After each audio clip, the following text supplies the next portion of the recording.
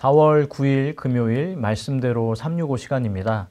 오늘은 사무엘하 8장에서 11장까지 말씀을 함께 살펴보고 요약해 보도록 하겠습니다.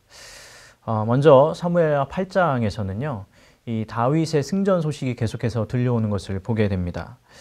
그리고 이스라엘이 이 밖으로는 점점 확장되어 가고 안으로는 내부로는 기틀을 다지는 모습을 확인하게 되는데, 먼저 다윗은 이 외부의 적들, 이 블레셋, 아람, 에돔, 모압, 하맛 이런 나라들과 싸워서 이기면서 그 영역이 북쪽으로는 다메섹까지 그리고 남쪽으로는 에돔까지 크게 확장하게 되는 것을 볼 수 있습니다.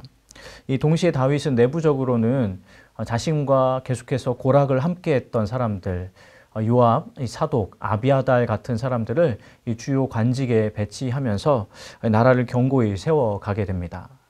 그리고 9장에 들어서는 이 나라가 안정되고 왕위가 견고하게 되자 이 다윗이 이 사울의 후손 중에 혹시 남은 사람이 있는가 확인하는 것을 보게 됩니다. 확인 결과 사울의 아들 중에 다윗이 너무나 사랑했던 요나단, 그리고 그 요나단의 아들 이 무비보셋이 있음을 다윗이 듣게 됩니다. 그런데 이 무비보셋은 이 다리를 저는 장애인이었습니다. 이 다윗은 이 무비보셋을 긍휼히 여기고 또 자신의 사랑했던 친구 요나단을 기억해서 이 무비보셋에게 이 사울 왕가의 땅과 재산을 주고 그를 자신의 성으로 불러들여서 자신의 식탁에서 먹을 수 있게 하면서 무비보셋을 자신의 친아들처럼 다정하게 대하는 것을 확인할 수 있습니다. 다윗 안에 있었던 요나단과의 우정이 변치 않았던 것입니다.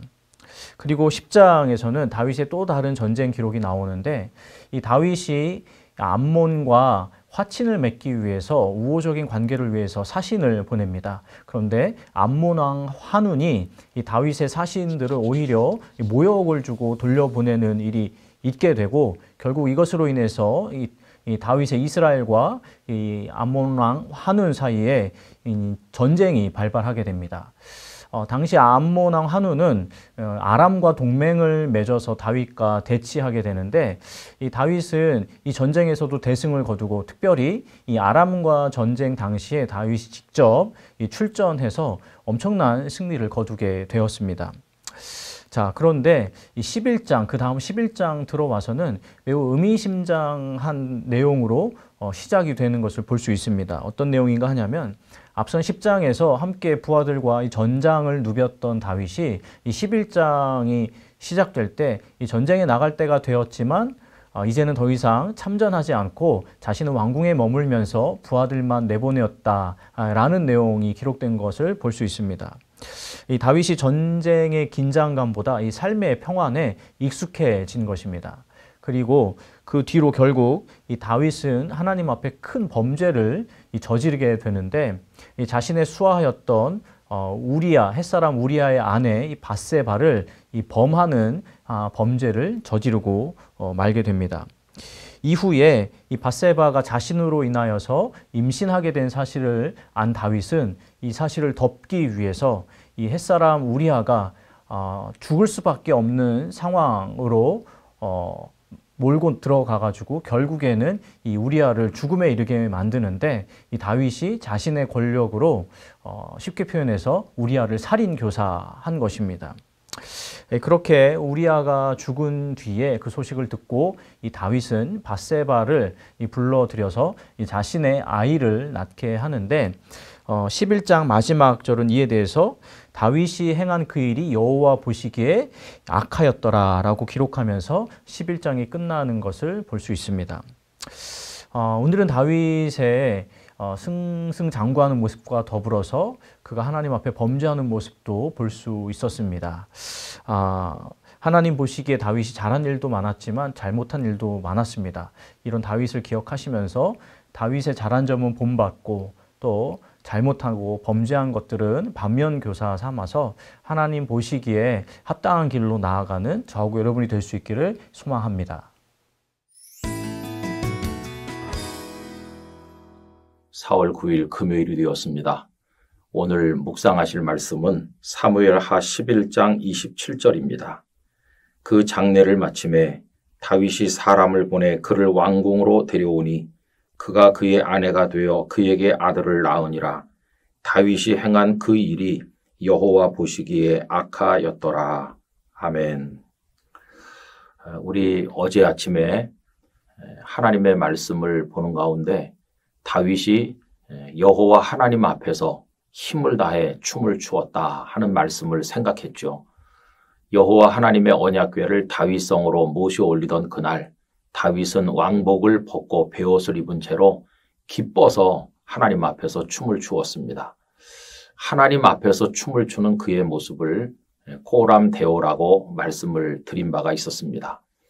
그런데 참 이상하지요. 그랬던 다윗이 오늘은 동일하신 그 하나님 앞에서 악행을 저지르는 것을 볼 수 있겠습니다. 오늘 말씀은 다윗이 밧세바를 궁궐로 데려서 자신의 아내를 삼는다 하는 이야기인데 여러분 그 배경은 잘 아실 것입니다. 모압 왕과의 전쟁이 벌어졌는데 다윗은 출전하지 않고 궁궐에 있었습니다. 그러다가 밧세바를 보게 되었고 그녀를 왕궁으로 불러서 간음을 행하게 됩니다.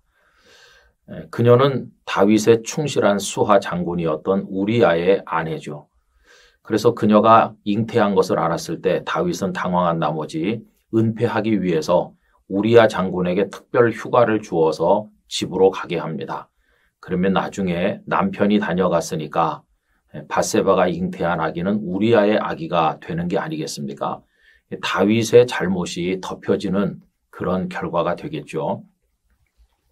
그런데 우리아 장군은 워낙 충실해서 다른 장수들과 내 병졸들이 바깥에서 자는데 내가 어떻게 집에 가서 편안히 쉴 수 있겠느냐 이러면서 예루살렘에 왔는데도 집으로 가지를 않는 겁니다. 결국 은폐 기도가 실패한 것을 알게 된 다윗은 그를 통해서 총사령관 요압 장군에게 밀서를 전하게 했고 그 밀서의 내용은 우리아를 치열한 전선에 배치해서 적의 칼에 죽게 하라는 아주 악랄한 이야기였습니다.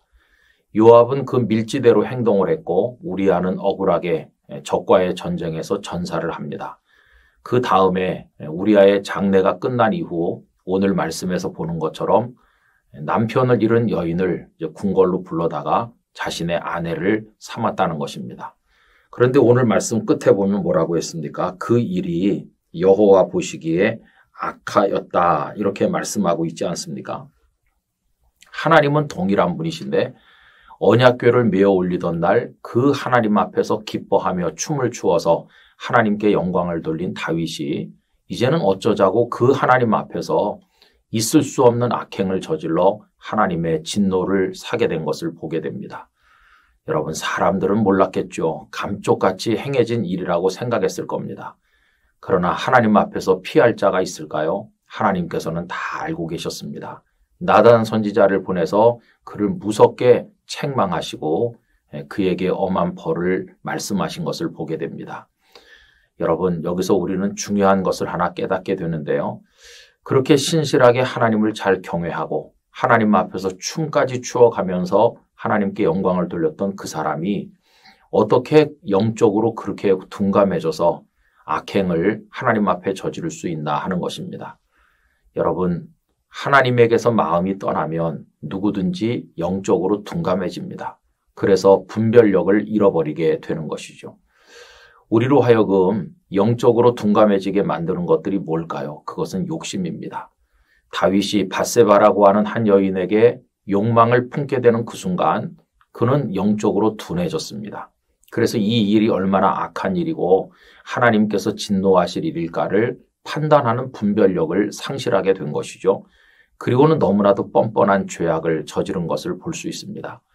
여러분 영적으로 예민해야 됩니다. 그리고 분별력을 늘 가지고 판단할 수 있어야 됩니다. 그러기 위해서는 우리들의 마음을 늘 하나님 앞에 두어야 되고 어리석은 욕망에 마음을 두지 말아야 됩니다. 늘 하나님 앞에서 깨어 있을 때 우리들은 민감할 것이고 분별력을 가질 것이고 하나님 앞에서 우리의 삶을 지켜나갈 수가 있게 될 것입니다. 언제나 하나님 앞에 있음을 잊지 말고 하나님 앞에 엎드리는 모습으로 살아가기를 간절히 기원합니다.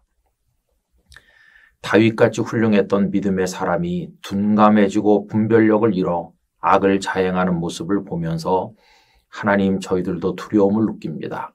이제 원하옵건대 철저히 하나님께 마음을 두고 하나님만 바라보게 하사 영으로 예민하게 하시고 분별력을 가지고 악을 이기고 하나님의 뜻을 행하게 하여 주옵소서. 예수님의 이름으로 기도하옵나이다. 아멘.